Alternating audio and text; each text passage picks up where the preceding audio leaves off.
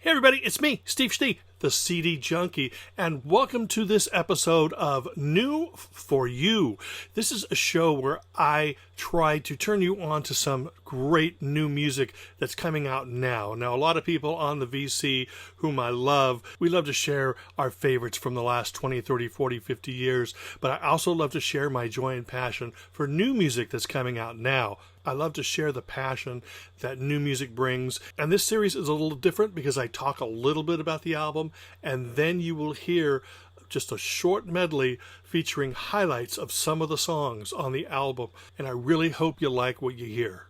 On this episode of New for You, I'm going to be talking about the brand new album from IT'S IMMATERIAL. Now, IT'S IMMATERIAL formed 40 years ago, if you can believe that, and this is only their third album. Now, John J. Campbell used to be the original vocalist in Yachts, but he left after their first single, and he formed IT'S IMMATERIAL in 1980 with his former Yachts bandmate, Henry Priestman. I believe Martin Dempsey from Yachts was also part of it, and Jarvis Whitehead came in as well. And the band put out some independent singles, which were kind of quirky, artsy, funky, and were great. But it took 6 years for the band to put out their debut album called Life's Hard and Then You Die. That came out in 86. And it featured a hit single called Driving Away from Home. Now, by that time, Henry Priestman was gone, Martin Dempsey was gone, and IT'S IMMATERIAL was basically John J. Campbell and Jarvis Whitehead.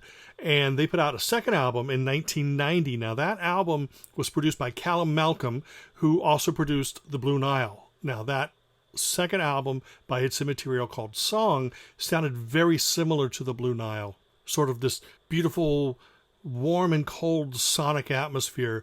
And after that album came out, they began working on their third album. And the third album was called House for Sale. But that album, for whatever reason, got abandoned. I think, maybe they left the label. And that album remained unreleased. But like 24, 25 years later, they stumbled across the original tapes and decided to build the album from there.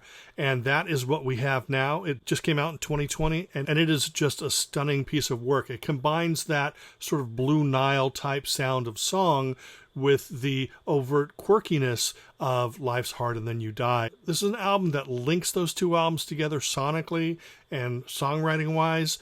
But this is way beyond what I had ever hoped.